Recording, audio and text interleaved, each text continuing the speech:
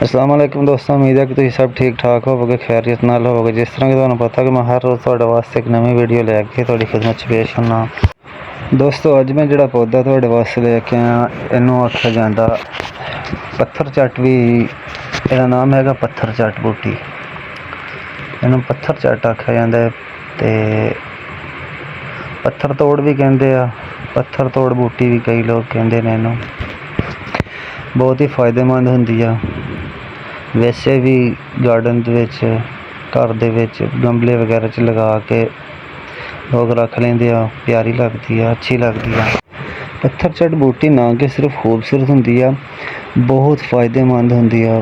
बहुत सारियां तिब्बी देसी दवाइयां दे विच बीमारियां वास्ते बहुत अच्छी चीज़ हुंदी आ।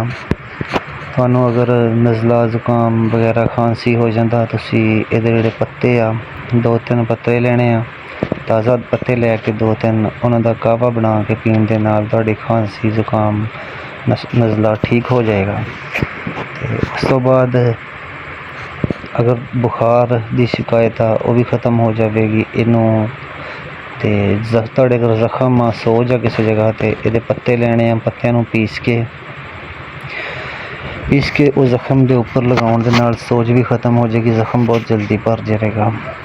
तो सब तो फायदेमंद जिहड़ी इहदे विच गल हैगी आ वो ये आ कि पत्थर चट बूटी जिहड़ी आ, रोज़ाना 2-3 पत्ते लेने आ।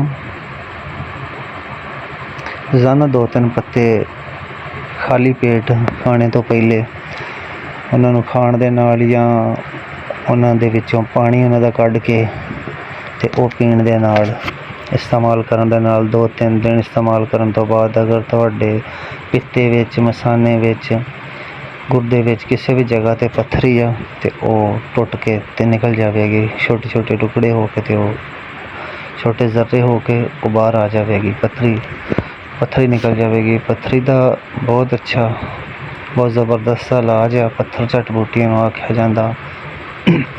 इस तरह दे पत्ते हुंदे आ। ते उस तो बाद इस तरह का कोई भी पौधा नहीं हैगा कि जिहड़ा कलम तो बगैर चले या बीज तो बगैर चले। उन्होंने कलम लगानी, बीज लगाना कुछ ज़रूरी हुंदा, फिर वो चलदा। पत्थर चट बूटी जिहड़ी आ, ये पौधा एक ऐसा कि जिन्हों तुसी अगर इहदा पत्ता भी तोड़ के किसी जगह ते लगा देंदे या खुद ब खुद इहदा पत्ता टुट के नीचे गिर जाता तो वो एक बूटा तैयार हो जाता, नवा पौधा तैयार हो जाता। एक पत्ता जिहड़ा वा वो लगाउण दे नाल तुहाडा पौधा तैयार हो जाता। ते गर्म इलाके दे विच या गर्मी दे विच बहुत जल्दी ये वधदा, बड़ा हुंदा। ते इहदा कोई बीज नहीं लगाउणा पैंदा, कोई कलम नहीं लगाउणी पैंदी, सिर्फ एक पत्ता लगा दिओ ते हो जाता। बहुत फ़ायदेमंद, बहुत अच्छी चीज़ आ।